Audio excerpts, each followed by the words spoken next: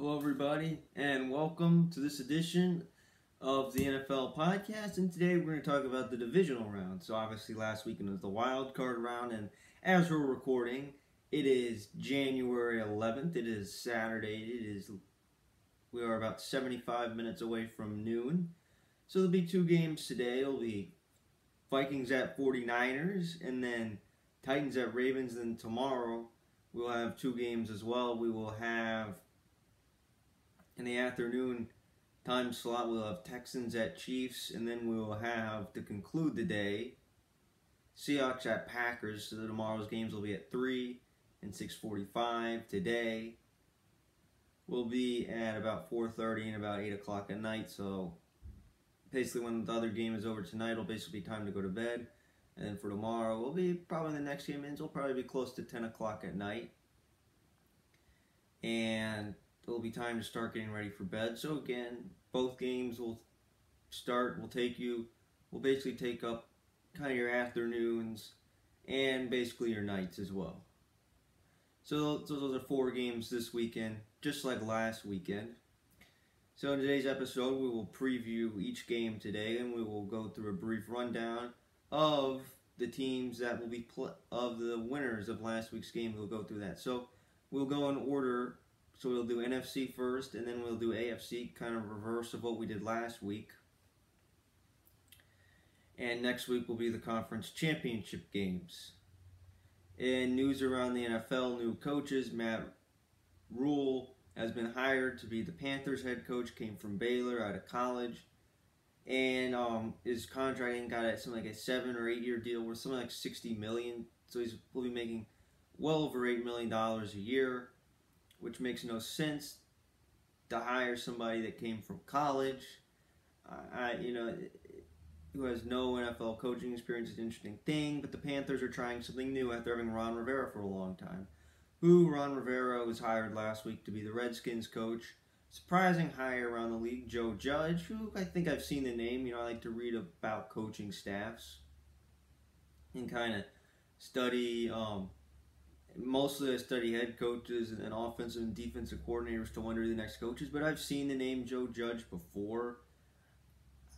I just happened, just easy name to remember, so I'm seeing the name Judge, Aaron Judge, famous Yankees right fielder, right? So the name was easy for me to remember. So I had seen the name before, yet I was surprised I was their head coaching hire since I heard the Giants were in on Matt Rule.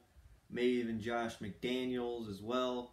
So I think the final head coaching spot is open between the Browns. I think it'll either go down between Eric Bieniemy, the Chiefs offensive coordinator, who everybody thought was going to be head coach, and Josh McDaniels, the Patriots offensive coordinator, who, again, left New England the first time 11 years ago to go to Denver, lasted about a year and a half, maybe a little bit more than that. And then really, when the job opened up again, returned to New England.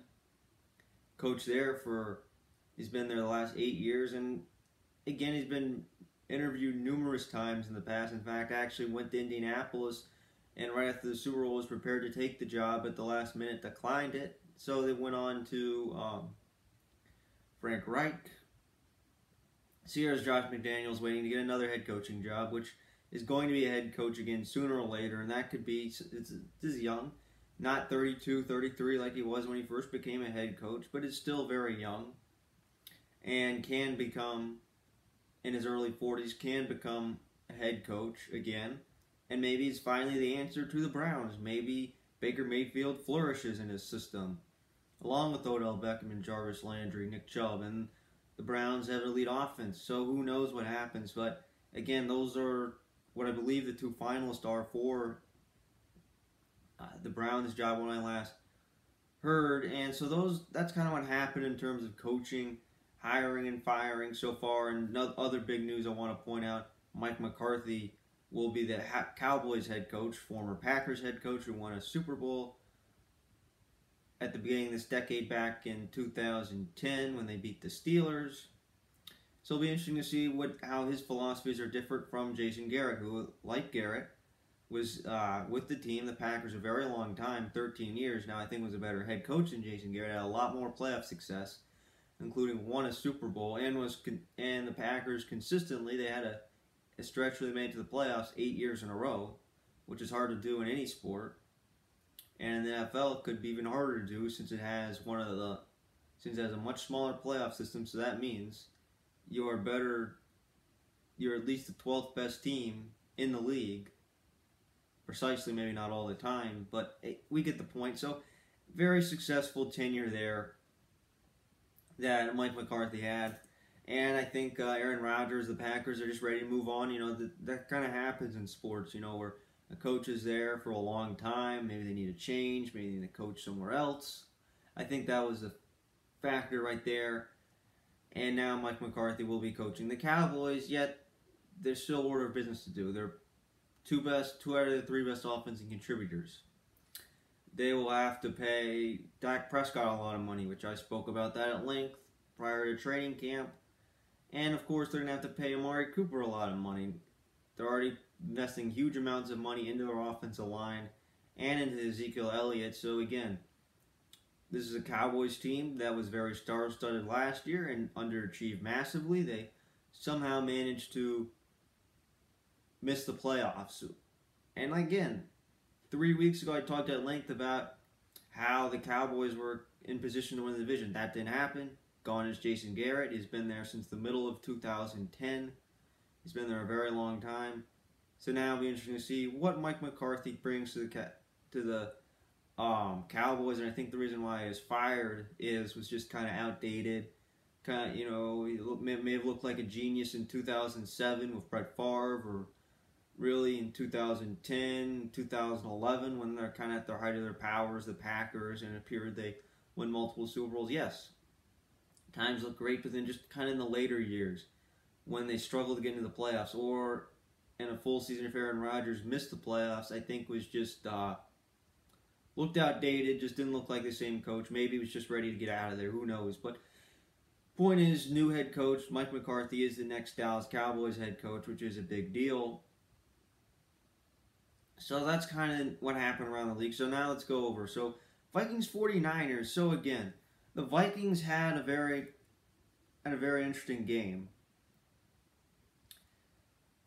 So again, here's what happened. I just want to kind of go through give kind of a rundown what happened. So Adam Thielen fumbles on the opening drive, and you think, okay, if they had any shot at all, that was kind of their momentum. The Saints responded with a field goal.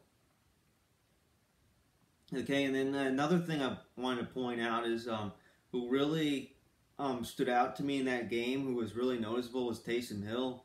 I mean, in that second quarter, when it was tied at 3-3, he had an 11-yard run, and then he completed a 50-yard pass. And Taysom Hill, I'm sure all of you are aware of him. Each and every year over the last 3 years or so, going back to 2017, his role just keeps evolving. So just kind of started out went on special teams, and yes, he is the third-string quarterback right now.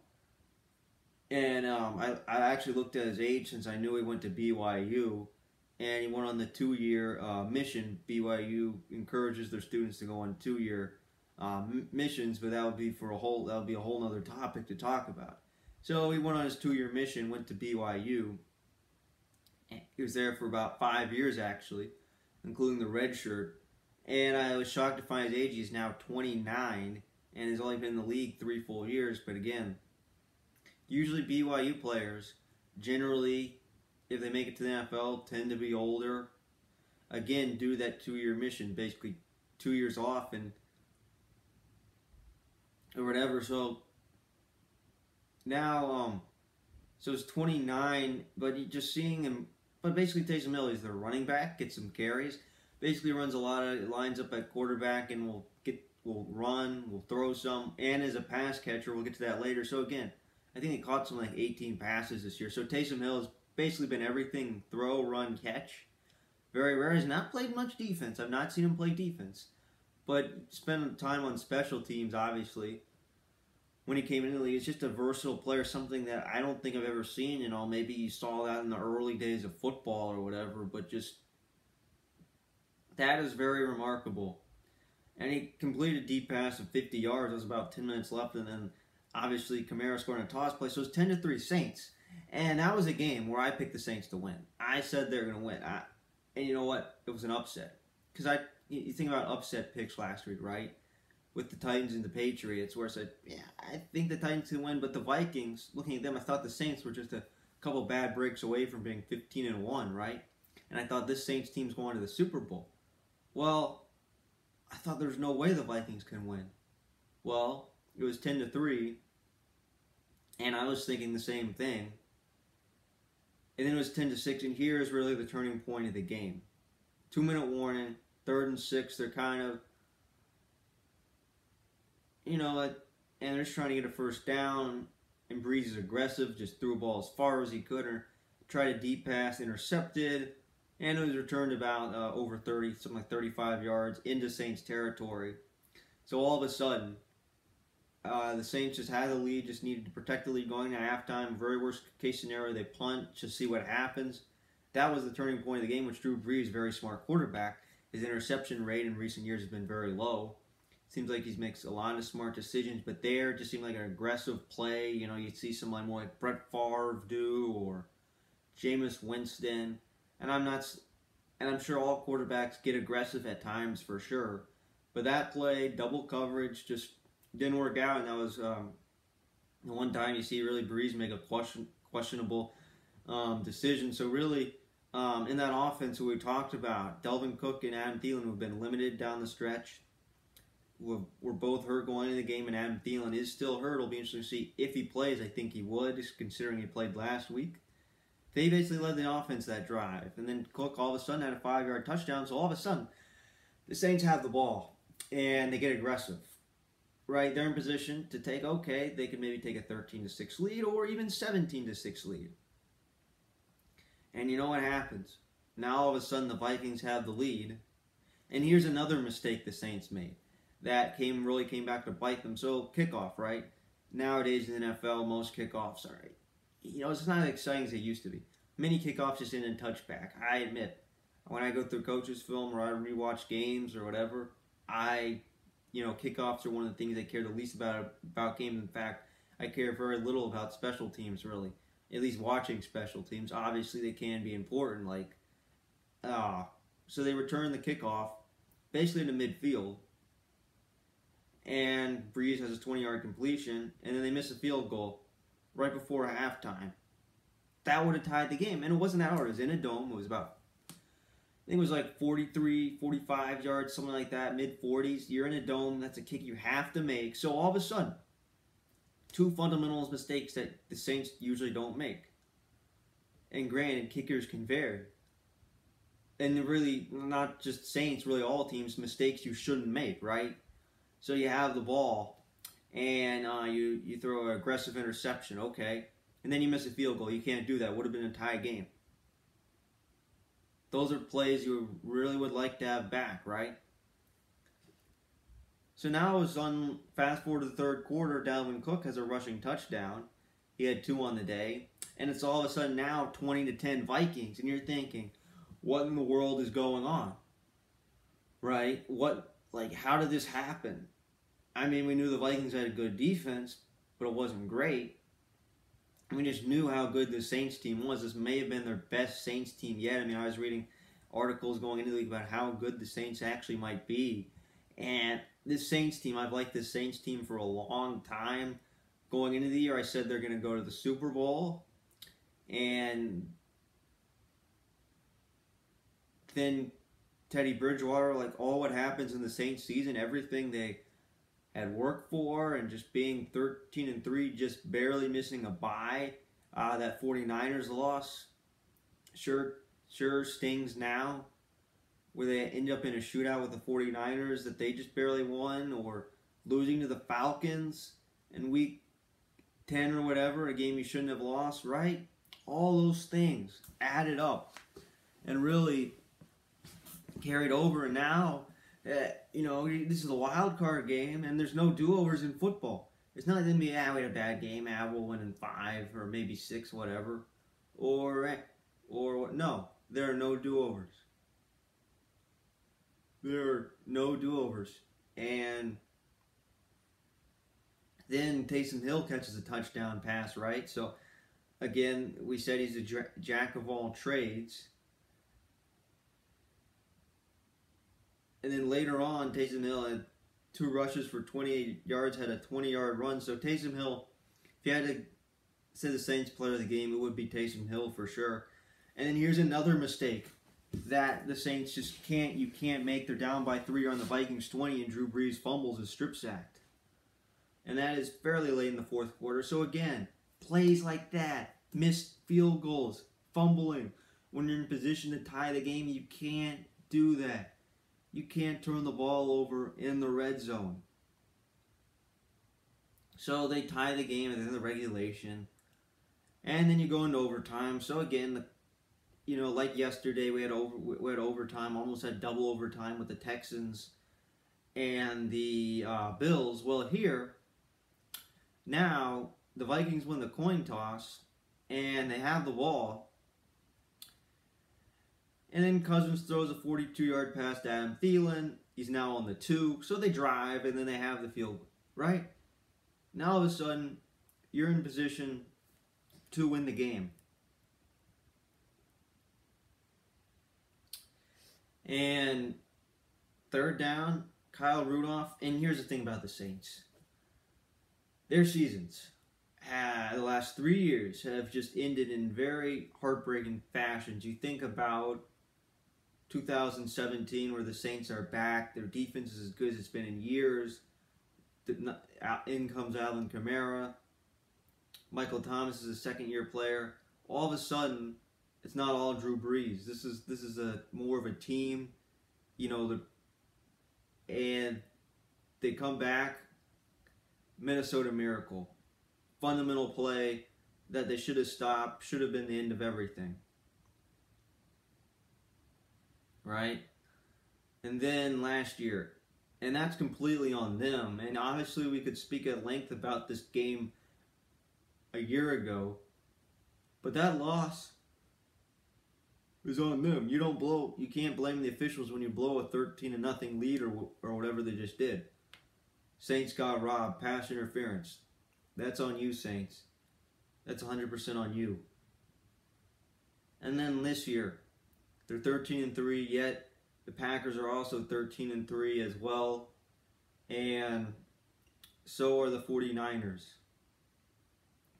All of a sudden, you lose your first-round bye spot. Kyle Rudolph, so what he does is it basically is in the end zone, kind of in the back corner of the end zone, pushes his defender off, catches the ball, and that's it. Controversial call. Should have been off. Could have been offensive pass interference. Could have called that. They didn't even bother to review it, which again, if they did review it, I don't think they would have changed it. And again, like I see pass interference calls, and I'm like, don't challenge it, don't review it. Since I think they talked about when they put this rule in, or whatever, I think it was in the off season, pass interference is a judgment call. And when you decide to interfere with somebody,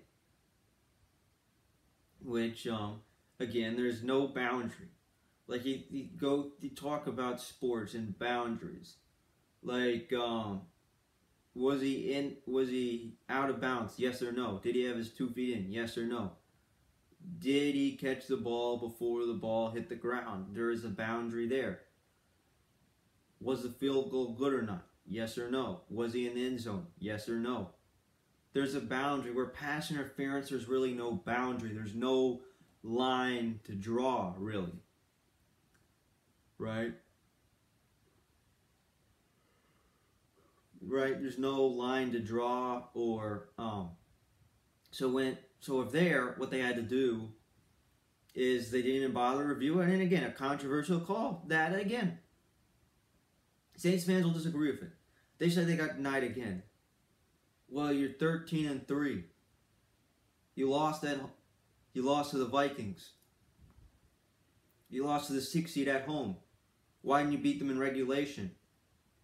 It's not the officials' fault that Drew Brees fumbled or threw a bad interception in double coverage, or that they couldn't do more, or that the defense couldn't have been better, right? This is a game that I thought there would be no way the Saints would lose, and they lost anyways. That's on them. That's on them.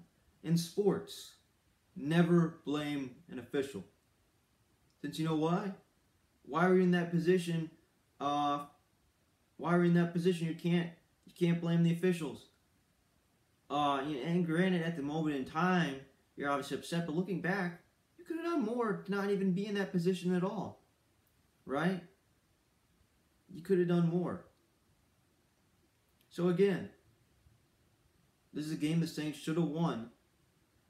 And if they don't miss that field goal at halftime, they don't throw that interception, or they don't fumble, and the Saints when they're in the red zone, they win the game.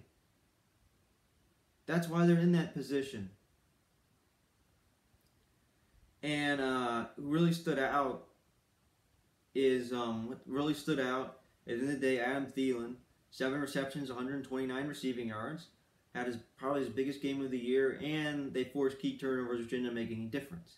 We talked a lot about that today, right? Halftime, looks like the Saints have the ball, they're in control, bad interception. All of a sudden, Vikings have a shorter field to work with. Or that fumble. Would have been a tie game. Who knows what happens later. Instead, Vikings keep the ball, and then the Saints tie the game later on, but say they hit a field goal, or maybe they score. Who knows what happens. Either way, they more than likely tie the game, at the very least, if they don't, A, lose the football like that, and B, manage not to lose any yards. And that is 100% on the Saints for losing the game. So for the 49ers, since we talked about the Vikings last week and kind of what their rankings are, kind of good, very good, at times very good, but not the same elite level defense. Offense, again, good, not elite. So again, the Vikings are a very good team that are in a very strong conference, that were clearly the 6th best team in the conference, or really 5th. The Eagles were the 6th best team, or whoever was in the NFC East that year. So they're clearly the 5th best team in the conference. Clearly, for weeks we knew they'd be the 6th seed. That's just the way things were, right?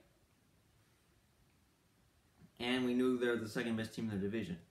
So they managed to get an upset win. They did it once, and they can certainly beat the 49ers. So yeah, the 49ers are second points scored at 417, or 479. Second behind only the Ravens, so this is a very, very good offense. They are 8th in points allowed at 310. Of course, if you go down the stretch and you look at their defense down the stretch, which we'll get into that in more depth later on, they have one of the worst defenses down the stretch. Like, their defense down the stretch has not been good at all. I mean, you saw that Saints 49ers shootout game, or how they played against the Rams the second time around after completely shutting down that offense earlier, or whatever. Or the Seahawks moved the ball just fine against them twice this year. So again, defense, well, it looks good on paper right now. Down the stretch, it looks significantly worse than what it was before. Like the Saints, like this 49ers team, you saw shut down Aaron Rodgers back in Week 12. This is not the same 49ers team. And if it comes to that matchup in the conference championship game, we will go in depth and talk about the matchup at length. Okay. So the 49ers are 4th in total yards in offense and 2nd in total defense. So again, very good offense, 2nd in total yards in defense. And again, if you want to look at what they were, and we'll get in depth of that later, really when they're at their height of their powers, I'd say was really kind of in the middle of the season, kind of right around kind of the second quarter of the season, kind of basically weeks 5 through 8, basically October really, is when they were at kind of at the, when they looked at their very best. So again, one thing they do not do is they run the ball a lot. They're 29th in passing attempts. First in passing defense, they have a very good secondary. They do not allow teams to pass against them. It will be very hard to do that. And the question is, how will the Vikings do in passing against them? 2nd in rushing attempts. They do run a line 2nd in rushing yards behind only the Ravens. The only team that is better is the Ravens at rushing. Since the Ravens, they're elite, they're the best running team ever, literally. While this team is very good at rushing, and really what they do is they have 3 different running backs who have basically the identical amount of carries and very similar amount of yards, kind of all well over 100, all a little bit over 100 carries. I think it's Raheem Mostert, Matt Breida, and Tavon Coleman, former Falcons backup running back, to Devontae Freeman. So they kind of all get the same amount of carries, they saw on the height of their season. You'd say each of them, at times, and again, a couple of them have been hurt at times this year. But in a typical game, each of them might get 10, 15 carries and could get, usually, I don't know, between 50 and 100 yards rushing. So again, they had basically, at all times, they basically had two running backs that were played really quite well. They don't have a Derrick Henry type running back or a, say, running back like Dalvin Cook where they're facing today. That is one of the, that is one of the better running backs in the NFL, or whatever. They don't have that type of running back that will get, 250, 300 carries, 1,000, 1,500, between 1,000, 1,500 yards. They don't have that type of running back. They just have, really, in this game, they have 2 or 3 guys who can have a good game in a limited amount of carries, and it basically all adds up and all evens out. So they're 5th. So them and the Vikings, and each have 48 sacks, tied for 5th in the NFL. So watch out for pass rush. There could be a lot of sacks in this game. That's just something to keep an eye out with both teams. They're both, again, they each have almost 50 sacks. So again, I want to talk about kind of what I saw from the 49ers in October, in the height of their season, really. Right? Week 5. They held Baker Mayfield to 100 passing yards, 8 of 22, 2 interceptions, 31-3. Again, that is a Browns team that scored 40 points against the Ravens a week earlier, right? So that was a Browns offense that looked good at times this year, completely shut them down. And again, what I was talking about with rushing, Matt Breida, 11 carries, 114 yards. Tavon Coleman, 16 carries, 97 yards. Go to week 6 when they played the Rams again. Sean McVay offense, dominant, where it's just complete, where a year earlier they scored 54 points against the Chiefs, where they had one of the finest offenses. They just look like the next wave of the NFL. They look like the next big thing. Week in, week out, they dominated the offense. Well, Jared Goff sacked 4 times. In total, they had less than 108 passing yards. And this is Goff, who threw for over 500 yards against the Bucs and almost 400 against the Seahawks 2 weeks before. This looked like a dominant, elite 49ers level defense. And it allowed 100 or fewer passing yards, in total passing yards, in 4 straight games. So that's, again, weeks 5 through 8, kind of that October period, where it was against the Browns, Rams, Redskins, and Panthers. Now, the Redskins, they really didn't have anything going on offense this year, especially passing-wise. They were more of a run-first team. And then the Panthers, that was with Kyle Allen, who, again, at times we thought was the answer to the team in the future. Go back 2 months ago, that's what we thought. That is no longer the case. Oh, so we get it. They shut down teams, and they're the first time since 1977 that the Falcons, 49ers, and Cowboys did that. And that was a lot more common in the 1970s, or especially in the early days of the league. Now that is very rare. 4 times, 3 times is still quite unusual. And then whatever, since you really have to go now. So again, I did since the merger.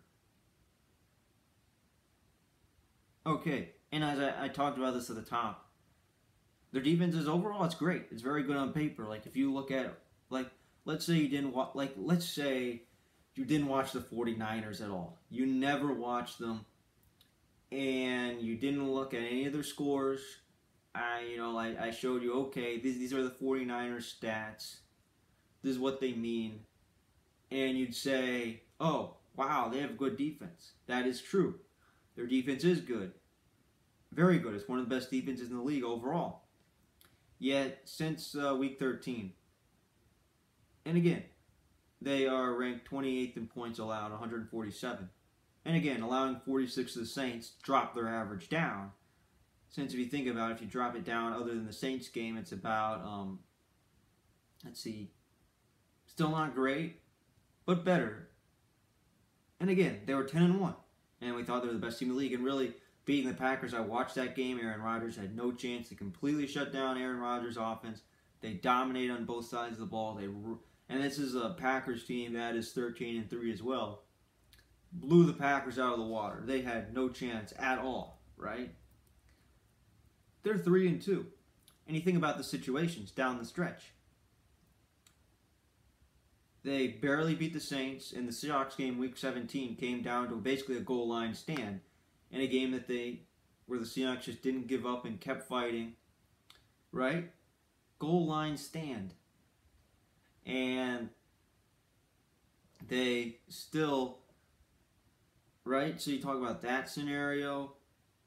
They lost to the Falcons on a really last play of the game type deal, right? A Falcons team that they're clearly better than. And then it took them a field goal as time expired to beat the Rams, right? So all of that, man. And they're very close. Things just go a little bit differently. They could have been 1-4 down the stretch. They could have been 11-5 and would have been playing in the wild card game last week. Excuse me. They were very close to being a wild card level team. And really, I think the first warning signs, when we started to see maybe they're not so elite, maybe they're not so great, they're beatable, I think we saw that. I think the first warning was when the Seahawks beat them. But we thought they were just a really good Seahawks team. That Seahawks team has looked worse since then. They're not the same Seahawks team that they were since then, right? And again, against the Vikings, they just beat the Saints. So I am not counting the Vikings out at all. I do not want to count the Vikings out at all. I mean, we saw what they did against the Saints. They pull off an upset. You thought, they don't have any momentum going into the playoffs. They rested everybody in the last week of the regular season. Oh, and by the way, the Saints are fired up for another Super Bowl run, right? They pull off an upset. And now you're playing against the 49ers, who, yes, we know they have a good defense, but we have not seen that elite. Remember what we saw kind of in October? We have not seen that since then. Remember what we saw against the Packers? We have not seen that since then. Their defense looks beatable, and I think this is the playoffs right now. I don't care if it's in San Francisco. This is Jimmy G's first playoff start. What is he going to look like? Who knows? He's never started in the playoffs. Sure, he's observed many playoff games. Yeah, he was backed up Brady many times early in his career. Yeah, he observed many playoff games, but he's never started them, right? So there could be that sense of nervousness, right? So again, who wins? Who has the advantage? Again, I am making game picks. I'm going to pick the 49ers to win. I just think they're the better team. But again, I will not be surprised if the Vikings win. They did it once. They can do it again. I mean, how they win, maybe you give the ball to Dalvin Cook again against a very good run defense. How well does Dalvin Cook fare? Right? I think what the 49ers have to do to win, play very good defense. Jimmy G has a good game. They run the ball well. So they really play well in all phases of the game. And if it ends up being a close game, maybe it's an offensive shootout. Maybe the score is 31-28 or whatever it might be. Or whether it's 16-13. Either way. Or maybe it's a 2-point game or whatever. The 49ers have played in a lot of could have gone either way games. So many times down the stretch. And if they end up on the wrong end, maybe they allow a last second touchdown or a last second field goal, or they did what the Saints did, where they make mistakes where you think, man, we shouldn't have done that. Oh, if only we did this, if only we did that. You know what? That is what is going to cost the 49ers the game. And again, things like that will end their season. They're going to win a close game. That's my prediction. They're going to win a close game. So now it's time for the Seahawks and Packers. So let's kind of talk about what happened with the Seahawks. So in that game, they went on to play the Eagles. And on the opening drive, the Eagles blocked a field goal. Now in comes Carson Wentz. And basically in the middle of the first quarter, Carson Wentz is knocked out of the game. So that's the story of the game. So basically from the start of the game to the end of the game, the Eagles are without Carson Wentz. And this game is completely different. Since again, going into that game, I thought it was going to be very close. I thought that even the Eagles could win. I thought it was almost a coin flip type game. Well, really, when Wentz got knocked out, that was really the end of it. And again, kind of a first half, kind of a boring game. Not much going on. It's 3-3, bunch of punts, and then all of a sudden, third down, Seahawks 24, DK Metcalf. And again, we will talk a lot about him when we get through this game. But he is the story of the game. Caught the ball, took it to midfield. Now it's 3rd and 10, borderline between a field goal and a punt. David Moore catches a 3rd down pass, gets him inside the 10. Marshawn Lynch, next play, short yards rushing situation. It's 10-3 Seahawks. It is now halftime, and all of a sudden, so I want to go back to Carson Wentz. The hit, basically what happened is Jadeveon Clowney basically hit him in the back of the head. That's one hit, and then got basically the front of the helmet hit the turf, so got a concussion. And basically experienced, if I want to say it, a double hit. And now all of a sudden you lose Carson Wentz. And again, Carson Wentz is so valuable to the Eagles down the stretch. I mean, the way they played, those close games, really taking over in fourth quarters so many times down the stretch. That's what they needed. Since for the first time ever, this is Wentz's team all year long, no injuries, no interruptions, and they somehow made it to the playoffs, and against the Seahawks team, all of a sudden, Wentz goes down, that's it. There's no Nick Foles, there's no backup plan. Your backup plan is a 40-year-old Josh McCown. That's basically what happened there. And in the second half, I mean, this is what really as you want to talk about DK Metcalf. He was the story of the game. Catches a deep pass, falls down, gets up, and then uses athleticism to score a touchdown. I mean, that play at 54 yards. I mean, I said watch out for DK Metcalf on a potential deep pass. That's really when the Seahawks really took control of the game, really the turning point of the game. There was multiple, but really one when Wentz got hurt, since that was kind of the long-term effects of the game. And then also really right before halftime, that's when really the Seahawks took over.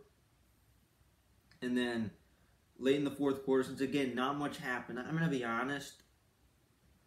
Since the final score was 17-9, Seahawks, it was the exact same score as what it was back in Week 12. It was a similarly played game, not a lot of it was kind of a boring game. A lot of punts happened. And give them credit. You talk about Russell Wilson, the league MVP, and you have Josh McCown. Great job by the Eagles for staying in the game. I mean, they were in it until the very, very end. But again, Miles Sanders dropped a 4th down pass in the red zone that would have been a 1st down and would have extended the drive. Who knows what happens, right? And then later on, Josh McCown is sacked right after the 2-minute warning inside of the red zone, right? So again, all those plays, and then finally, late in the game, the Seahawks have the ball, and it's 3rd down. The Eagles just need to stop. Maybe they get one more opportunity. Deep pass, DK Metcalf, 39 yards, jumps up, catches it, and that's it. That's how the Eagles clinched. So again, that's what happened. So the player of the game would be DK Metcalf, in my mind, for sure. it would have to be DK Metcalf for sure. Since his 160 receiving yards, and many of them were clutch and important. You think about them. You think about that touchdown. You think about that third down conversion late in the first half, and then the play that sealed the game. All three very clutch, very important. If those don't happen, maybe the outcome is different. But his 160 receiving yards are a record for someone in the playoffs. And again, I was just watching an NFL Films feature this morning on the NFL's YouTube channel talking about DK Metcalf. And it was interesting, the Eagles had an opportunity to draft him. Instead, they drafted J.J. Ortega-Whiteside, which we've been mentioning his name down the stretch for just being their second best receiver, who's done almost nothing really for them, even when he's in games, right? DK Metcalf drafted after him basically at the tail end of the second round. Why he slipped, I don't know. Maybe the season's all that, just combine stuff. But again, rookie year, almost 1,000 yards already. In the playoffs, takes over, man. That's how good DK Metcalf is and how good he will be. I think he'll just continue to get better and better as time goes on. But, so we saw those things, right? So again, with the Eagles, you have Josh McCown, sure. He tried very hard. He played for his life since it might be the last game he ever played in the NFL. In fact, he actually retired. Going into the year, planned on retiring, but the Eagles called him to come back and be the backup this year. And now all of a sudden you're called into a playoff game. And he played really probably as hard as he ever played in a situation he didn't think would be coming. And the Eagles, they fought until the end. Again, it was a defensive battle. Sure, Russell Wilson was not sacked as much as he was last time. And again, Josh McCown, I think he got sacked 7 times in this game, so he really took a lot of hits all game long. Yet somehow, why did the team rank 31st in sacks get 7? Because it's a 40-year-old quarterback who can't move around like Carson Wentz. And this Eagles team fought all hard. I mean, that was the Eagles team this year. They're 5-7.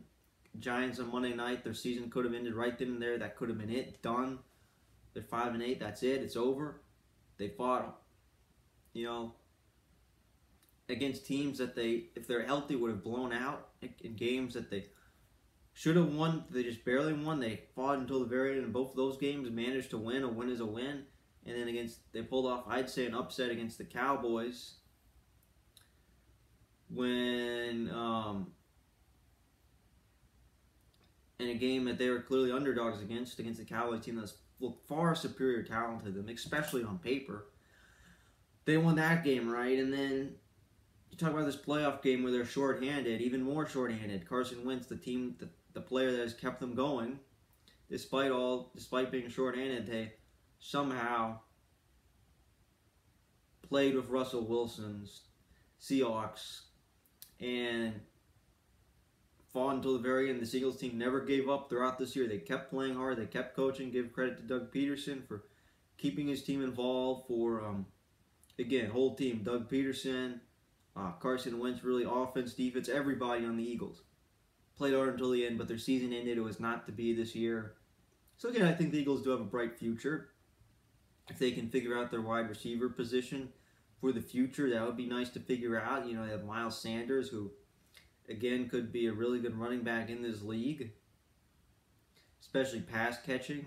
They have 2 really good tight ends, and we'll see what their defense is like, especially secondary. So there's some questions to ask, but again, the Eagles do have a bright future, and it'll be interesting to see if they can put it all together with Carson Wentz and kind of replicate what we saw in 2017. We haven't seen that yet. We're wondering if we'll see that again. So that'll be interesting to ask. So now, the Seahawks winning, they'll face the Packers, who again, I was kind of fascinated about the Packers, right? Fascinated why the record's 13-3, since what I'm about to read you wouldn't make you think they're 13-3. 15 points scored, average. 9 points allowed, above average, kind of in the top 75%. 18th in total yards offense, 18th in total yards defense, slightly below average, right? Right around league average. So how is that possible? Well, here's one number that I'm about to read that will basically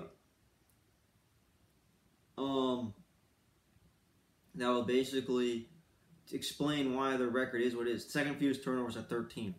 Seventh in turnovers forced, 25. So they have forced as many. So they have basically twice as many takeaways as giveaways, right?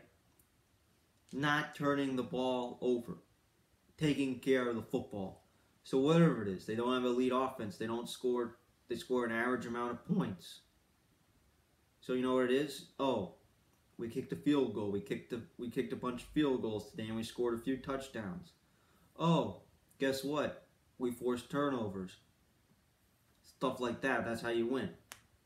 Keeping the ball and taking away the ball. Again, they attempted the 16th average in passing again. So they threw the ball an average amount. Teams threw the ball against them an average amount. Average passing offense, average passing defense. You see, it just goes on and on and on, right? They allowed the fifth fewest passing touchdowns in 19. There you go. They only threw 4 interceptions all year, and they intercepted 17 passes. So they're third in the NFL in that, right? So they basically intercepted 4 times as many. That 4 numbers like that, right? There you go. Average rushing offense, below average 23rd in rushing defense. So again, almost in the bottom 25%. So you have they look so average. Well, second again, as I just said, second lowest turnover percentage. So once they get into the red zone, they have very good red zone offense, very good red zone defense. 8th in offense, 6th in defense. Right? So, like, you look at all those numbers. They appear to be just average, yet somehow, this team that is so-called average, somehow, somehow, is 13-3. I think they're very good at fundamentals. I looked this up. According to Pro Football Focus, they have the 4th highest pass block rating in the NFL. So again, they protect the quarterback. And Aaron Rodgers' weaknesses for them.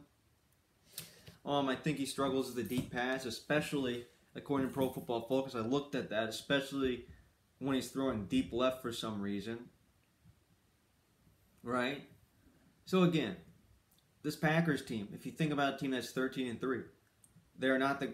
You can think about the Saints, who we thought were the best, could win the Super Bowl. On paper, the Saints are much better than the Packers.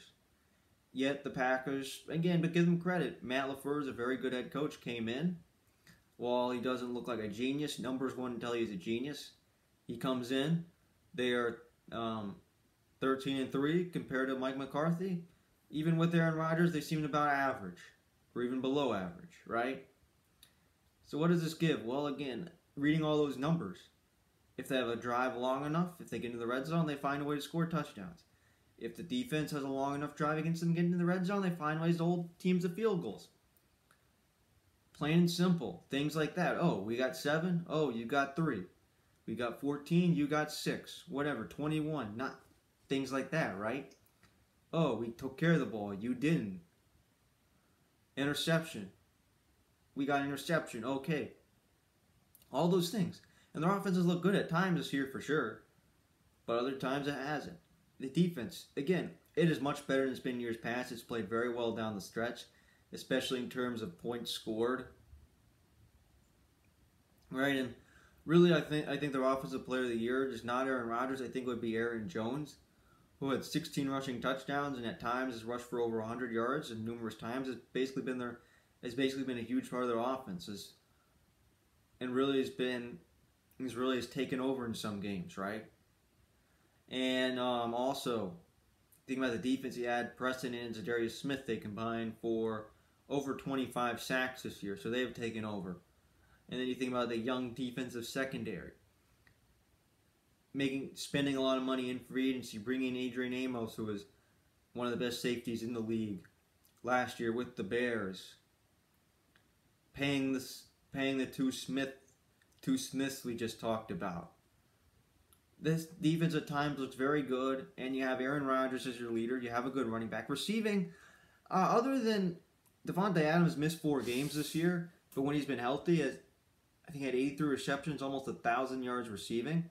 I mean, he's been their best receiver really the last 3 years. Has been very consistently good, near 100 receptions, over 1,000 yards, and double-digit touchdown receptions. Well, everyone else seems like they get 40, 50 catches that are kind of second, kind of all tied for second, all 400-something yards. Really who is the main option? You have Devontae Adams. Other than that, who are your options? I think it spreads around. You don't have a true number 2 option. It will vary a lot. So again, this is a very talented Packers team. This is a good team. Yet, they just, and I said, if they don't turn the ball over against the Seahawks, and let's say they force turnovers, Russell Wilson has had trouble against the Packers in the past, especially in the regular season. And, one time he threw 5 interceptions against them. That was 3 years ago. That was a very different Packers defense. So again, the Packers defense has changed over time dramatically since they started playing each other a lot, kind of in 2014. Kind of they played each other a lot, kind of mid-2010s, and even in recent years, since they almost always one won the West, the other won the North or whatever. So they played each other a lot in recent years. And the Packers defense, and these defenses have changed. They used to be Legion of Boom. The Packers defense has changed dramatically too. Think about who's on their secondary. All young players, all in their first or second years in the league. Very different. Right? So that has changed a lot. And another factor I want to get to is Seahawks have a bad pass rush. Against the Eagles, it was a fluke game. It was different. It was a different circumstance. Packers have a good offensive line. Aaron Rodgers should be well protected, which he has been all year long. Is one of the best offensive lines in the league, right? So things like that. Not losing yards. Having a solid running back. Having a receiver you know who can take over games. Having a trustworthy defense. So you want to look at advantages. Advantage quarterback, Rodgers or Wilson. At this point in time, I'd say Russell Wilson in terms of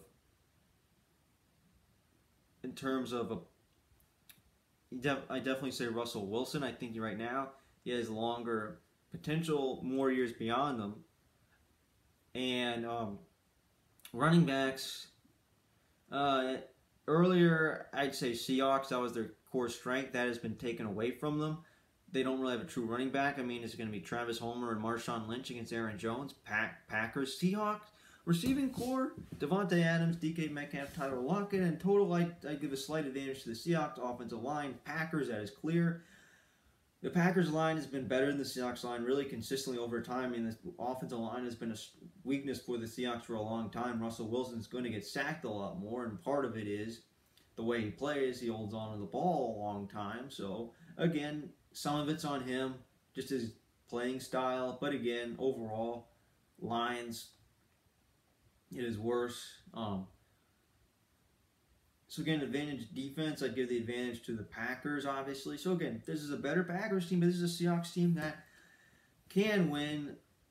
What we've seen of really becoming shorthanded, really with the running backs, really started about week 16 when the Seahawks lost to the Cardinals. And they lost to the 49ers in week 17, and then last week it was on DK Metcalf, who again, there's no reason to think why he can't take over in today's game like he did, say, last week. I think that can happen. And I think it very well will happen. I think we'll have another good game again. That's what I think based on last week, right? So again, what is going to happen? Who's going to win? I think the Seahawks certainly have a chance. I know it's in Lambeau Field. I know the Packers are favored. So again, if the Packers do everything I just talked about, And again, the Seahawks, I was really questioning of whether they could beat the Eagles. This is a game the Packers are favored to win. I mean, I've not checked the point spreads yet, so I don't know, but I just know they're favored based on, certainly on paper. So I'm going to pick the Packers to win. If the Seahawks win, they really somehow need to have a good which they will not have. They will not play with the Packers on defense. It will not be a defensive battle. Basically, Russell Wilson needs to find a way to outplay Aaron Rodgers and limit the turnovers. Basically, that's basically what they need to do. They need to have a really good offensive game. That's what I think. But we'll see what happens. Football can be unpredictable. So far, I'm picking the Packers. So Ravens Titans. This is a fascinating scenario right here. So I want to talk about briefly, as I did, about the last game. So first drive, Derrick Henry carries them. Basically 7, 8 yards, 8 yards, 9 or whatever, 7 to 9 yard runs. So basically, really getting first downs almost every play. So the Patriots take it. So this is something that really in years past, like you see, like a couple of years ago when it was Patriots Titans, the Titans were this young and up and coming team, and they scored first. Thought, wow, maybe an upset's on the way. Well, Patriots just took over from there. It wasn't really much of a game. Well, this time, 7-3, right? Patriots take a 10-7 lead. Brady leads them down the field. Julian Edelman gets a handoff, and they take a lead. Years pass. All right, we have the lead. Let's get some stops on defense. We'll probably score a few more times before the half. This is our game. We're in control. This is no big deal. Well, years pass. This is different. So then they lead a field goal, a drive to give the Patriots a 13-7 lead before the 2-minute warning. Little did I know, at the time, that would be the last time the Patriots would score. They would not score again after that. They had a 13-7 lead going into the 2-minute warning, and yet they could not score again after that. Well, so that's what happens there. And basically, going to halftime, Derrick Henry carries them again, has some nice runs, gets them down the field, and they score, and it's 14-13. So again, Derrick Henry carried the Titans offense all game, every single quarter. Yet, for some reason, I mean, that's the thing. Little do we know that'll be the final scoring. The second half is scoreless, so nobody scores at all in the second half. How does this happen? Where you have the Titans offense looked very good down the stretch, but of course they played against the elite level Patriots defense. The Patriots offense is not the same, right? It is not the same. Well, start of the fourth quarter, Teron Harmon intercepts a pass. Start of the fourth quarter, Patriots own 41. All that they have to do is just have a decent drive, and maybe they somehow take the lead. Yet they don't. They fail to score there. In that scenario. So again, you kind of have back and forth. Titans have the ball. Punt. Patriots have the ball. Punt. And I think there's this one scenario where the Titans were really driving, and they played that game where they ran down the clock with penalties and stuff. Interesting coaching. And I thought that's how they were going to lose. Well, they somehow get another stop. And then basically, Derrick Henry takes over, has a few nice runs, running the clock out some more. Patriots has one last opportunity. They're literally pinned. Brady throws a pick six. That is it. And basically, I'm wrong. The Titans won 20-13, but it was really 14-13 the entire second half, which was a very bizarre game since, sure, Tannehill was 8 of 15, 72 yards passing. 72 yards passing.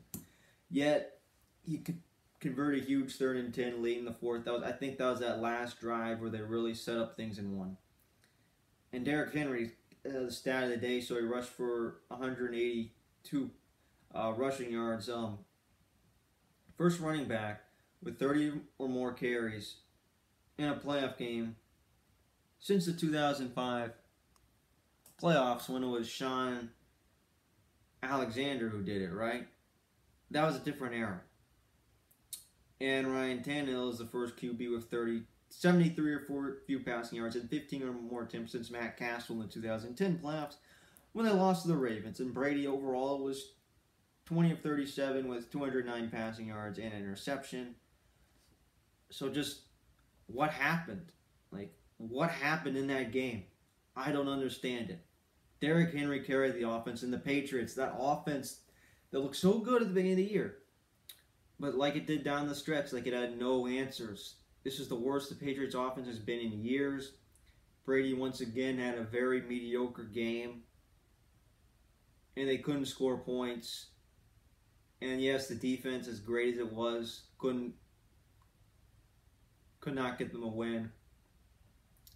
And look, I mean, what is with this team? Brady's contract's up. Is he leaving? I talked at the top of the show about Josh McDaniels. Is he gone too? Going to take a head coaching job with Cleveland at this point in time. So again, we don't know, but for the first time, I think the Patriots dynasty is over. The question is, and this time I really do think it's over. Like when they lost to the Eagles, you said, that's it. Or, oh, they're 11-5 going to the playoffs 2018. Yep. But again, there's just so many signs this year. This defense was so good, yet their weakness was Tom Brady. And look, who are the receivers? Who are your tight ends? Benjamin, your best tight end is 38 years old, Ben Watson. Matt Lacoste, he's done nothing this year. Second best receiver, Mohamed Sanu. Keanu O'Hare. I mean, what support does Tom Brady have?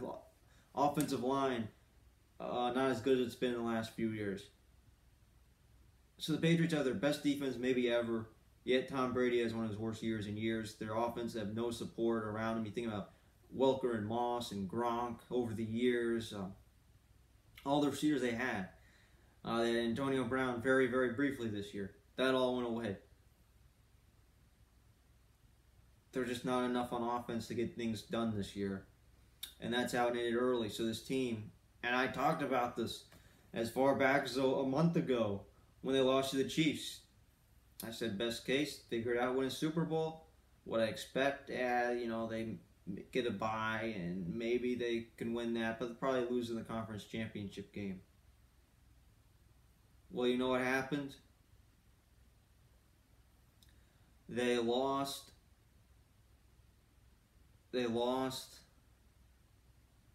in the first round at home. That was the worst case scenario. Whatever you thought would go wrong for them did go wrong. Very disappointing ending. I mean, they were once 8-0. We thought this was another great Patriots team that would win a Super Bowl. It all ended. It all went away. And I think everything they've done the last 20 years, very remarkable, is gone. It's over. So the Patriots will not be the same. I think we'll have new looks. Brady could very well be gone. So could Josh McDaniels. What is the future of the Patriots? I don't know. That's the first time where I don't know what their future is. So that was the Titans. They ran it was Derrick Henry, nothing else. He basically carried the team. And now you're going up against the Ravens, team that is first in points, second in total yards, third in points allowed, fourth in total yards allowed. They forced turnovers, 25, committed just 15, seventh in turnovers forced, third fewest turnovers. Lamar Jackson somehow led the NFL with 37 passing touchdowns, despite the team being last in passing attempts. They're sixth in passing defense. They've allowed just 15 passing touchdowns, second in the league. First in rushing attempts, obviously. They rushed for 3,269 yards, second in league in rushing touchdowns. Yet they are fifth in rushing defense and first in rushing attempts allowed. Obviously, they have the most time of possession in games. You see they have long drives on offense. Pretty much first in every offensive category you can think of. Plays, yards, points. Really good on third down offense. On fourth down, they converted on 71 of fourth down offense in 24 attempts. So again, that is their offense. It is an elite level offense. You have Lamar Jackson, who will basically run the ball every time, hand it off to Mark Ingram, Gus Edwards, and okay, their offense is unstoppable this year. So is Lamar Jackson. And their defense really turned the corner when they brought in Marcus Peters kind of in October. He has taken over. He's been one of the better cornerbacks in the league this year. He has played very well. The defense has been great this year. Again, we thought it would be a potential weakness for them. We knew how strong it was last year. It has gotten better as the season has gone along. They have dominated in many games they've played this year. They're on a 12-game winning streak. They have not lost since September 29th to the Cleveland Browns. So that is what has been happening this year. Now, on the other end,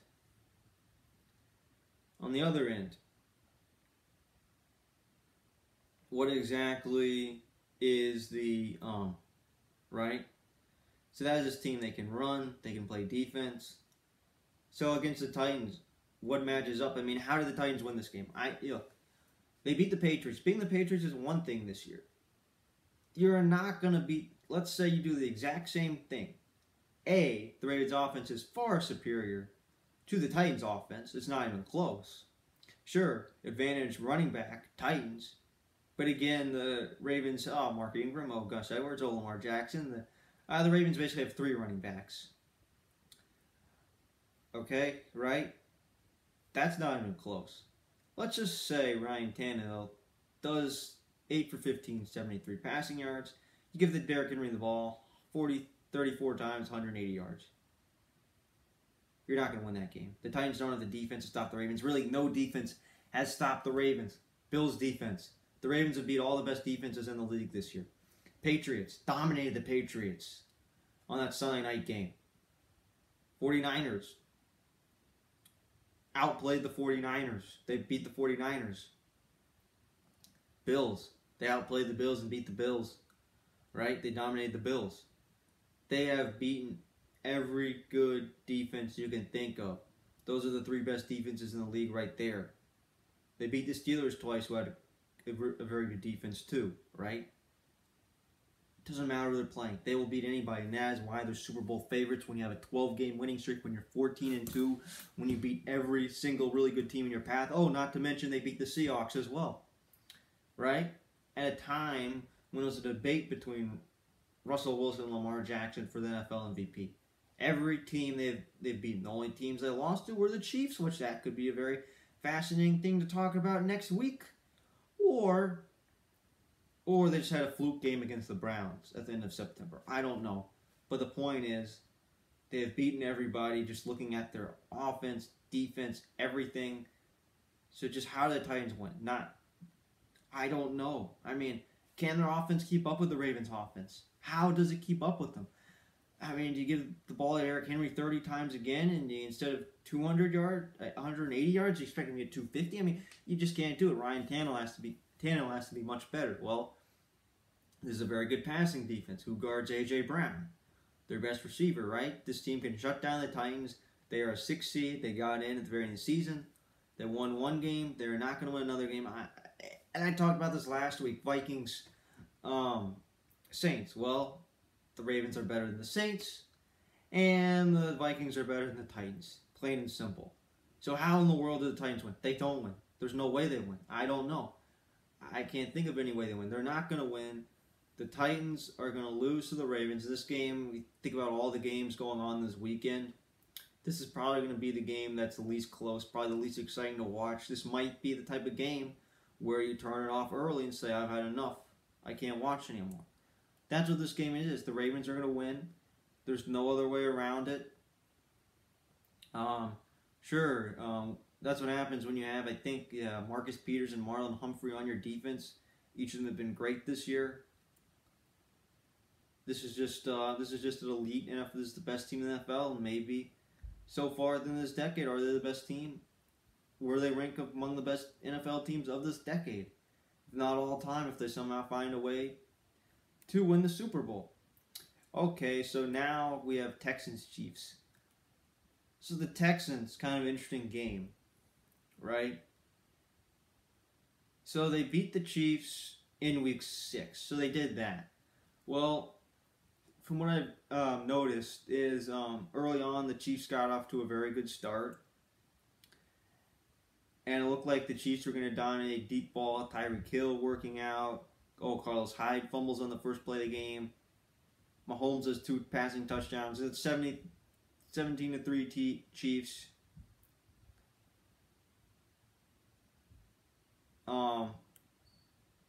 Right after the first quarter, they are completely dominating. This is a game where they're in complete control. Well, what happens next? By the 2-minute warning, Deshaun Watson threw a touchdown pass. Carlos Hyde runs the ball. All of a sudden, 17-6. Crazy in the first half, and this is something that is very bizarre. The Chiefs miss a field goal. A deep... And the Chiefs get an interception.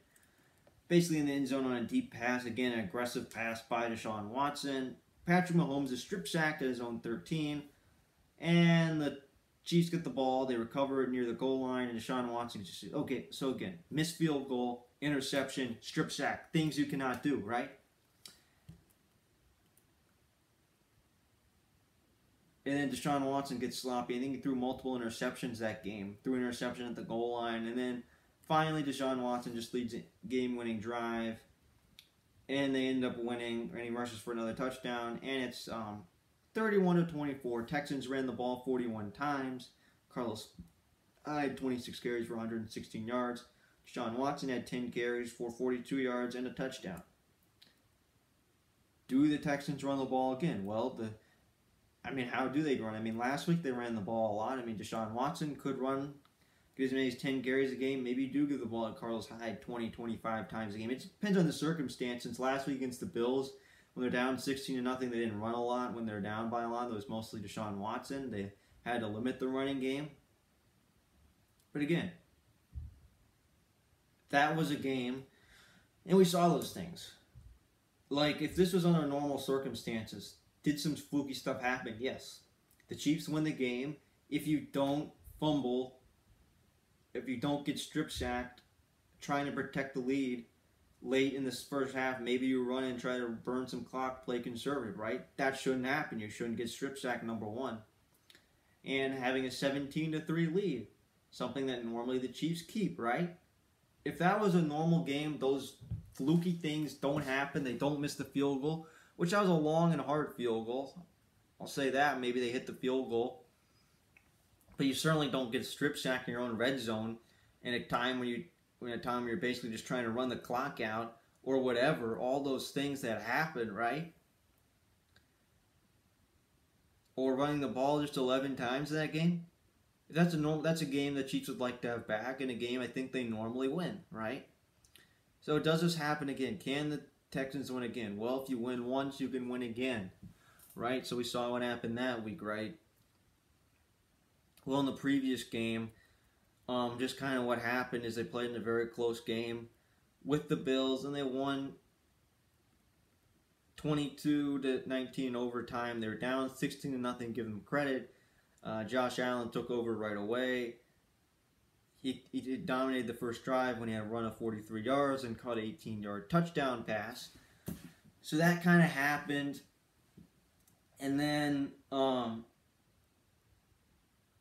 in the second half, Deshaun Watson and DeAndre Hopkins, they really take over. Hopkins ends up having 6 receptions for 90 yards. And really in the first half, he was completely shut down, completely eliminated from the offense. And again, Deshaun Watson, 20 of 25, 247 passing yards and a touchdown. And he was sacked 7 times, really in that game. And just, he was sacked a lot. So again, that's what happened there. So again, this is a game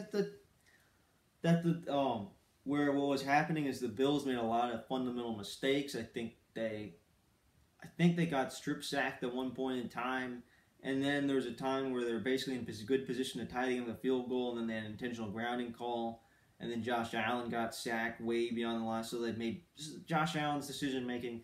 He made a lot of poor decisions in that game, in overtime, the Bills could never have that drive on offense where they could just take over and win. And then Deshaun Watson on the 43 avoids a sack, which would have gotten them completely out of field goal range. It would have been 3rd and long.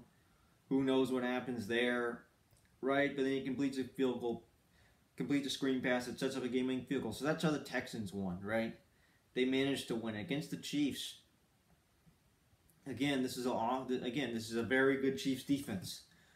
I mean, people forget about it when we talk about this. This Chiefs defense is very good. In fact, let's read them right now. They are 5th in points scored, 451, so a very good offense. 7th in points allowed at 308. 6th in total yards.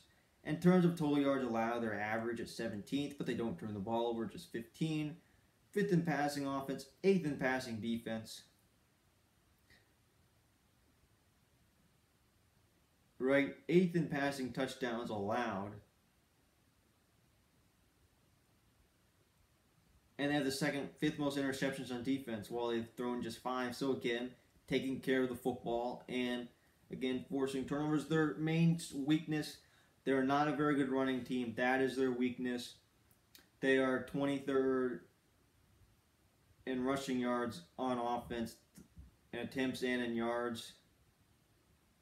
Rushing defense is also their weakness too. They don't have a very good run defense. They do score on 49% of their drives. So again, offense is their strength. And again, knowing Deshaun Watson getting sacked, he got sacked a ton against the Bills. Gets sacked a lot. They have 45 sacks, 10th in the NFL. So I would not be surprised if Deshaun Watson got sacked a lot. So you can go back to the previous game, and down the stretch the Chiefs had, it's been really them. The Packers have had really good defense. If you want to talk about playoff teams, the Ravens. I thought who stood out the most down the stretch was Tyrann Mathieu, the Honey Badger. So again, what is he going to do? Is he going to play cornerback? It seems like he's been really good at stopping. He's just really been everywhere on the field. He has made a lot of plays down the stretch, a lot of big plays. I think he's basically been the best player on one of the best defenses down the stretch. So this game, is it going to be like, is Deshaun Watson going to get sacked a lot? Yes, I think he will be. The numbers say it. It works. The Chiefs get a lot of sacks on defense. Deshaun Watson gets sacked a lot. About the same totals, kind of in the mid-40s. So that's going to happen. And the question is, do fluky things happen? Do the Chiefs commit a bad turnover here? Throw a bad interception there? Do they miss a field goal there? I think in the playoffs, turnovers and missed field goals and whatever bad special teams can really make a huge difference. Really in an individual game. And at this point in time, I think this is a game that I think again it's going to be close. The Texans won once. Again, it took stuff to happen. It took turnovers. It took kind of some fluky plays, some fundamental plays fundamental mistakes that you can't make and don't want to make, that you shouldn't make, right? So that's what it took to beat them the last time. So the Texans can win this game. They have a lot of momentum. The Chiefs have momentum too. They secured a bye in the last week of the season when many people didn't think they would. They managed to do that. And the biggest part of their season was kind of middle of the season. Mahomes goes down, misses 2 games of a knee injury, which it turned out was not very serious. They managed to tread water and survive with Matt Moore as their quarterback. They managed to do that when they played in 2 close games, won one and lost one. They won 6-4, and then they took over. Defense took over down the stretch. I thought Mahomes, while he was not elite, did not play like an MVP candidate, played pretty well. I mean, he got off to a great start this year. He looked dominant, looked like he'd throw for well over 5,000 passing yards and basically repeat last year. That didn't happen. Has not been quite as good overall this year. He looks like someone would throw 4,000 yards, 25 touchdowns. Very good and solid, but not one of the best quarterbacks in the league. But again, it's a new season now. It is the playoffs. So you want to do advantage quarterbacks. Mahomes over Watson. I mean, Deshaun Watson is a very good quarterback and has had a lot of success so far in his young career when he's healthy. He's been in the playoffs twice and has won a playoff game. But Mahomes has won an MVP. Running advantage Texans, that you have to give it to them for sure. Yeah, the numbers I just read off and then better running backs overall, and they have a running quarterback who runs more too. Receiving core, I think it's somewhat close. The question is, does Will Fuller play, who is questionable again, missed last week? If he plays, I think that opens up a lot for that offense. It really makes that offense even better since it gives them a whole other option. It's not all DeAndre Hopkins. So that's a question there. And then finally, I want to say, what is there to answer that in terms of defense? Chiefs. The Texans really struggled to pass defense. The Chiefs' pass defense down the stretch has played very well down the stretch. So again, this team has played well on both sides of the ball, except for running. The Chiefs are favored in this game. It's a game they should win if they can limit the mistakes they made in the last game. But I have optimism the Texans can win, since I think they have the offense to do it, and they won the last time. So I think if you do it once, you can do it again. But again, things can change a lot over time. In a span of 3 months, that was 3 months ago. So I think it's going to be close. I think it's going to be a good, close game. But I think the Texans will play with them, but in the fourth quarter, I think the Chiefs will take over and win by 10, something like that. That's what I'm saying. Say it's going to happen. It's be something like 30-20 or whatever, 33-23, something like that.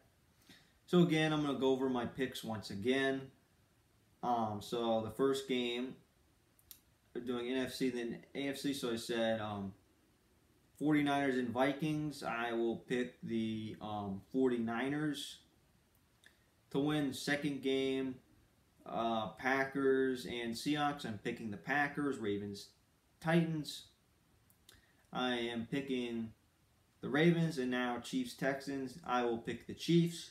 So in terms of games you want to rank game you think will be the closest, I'm going to say Vikings, 49ers. Second closest I think will be this, or Seahawks, Packers. Third, this. Fourth, Ravens, Titans. So the conference championship matchups, my predictions as of right now will be Packers, 49ers, and Ravens, Chiefs. So the games will start later this afternoon. I will be watching, and thank you for listening, and we will see you next time.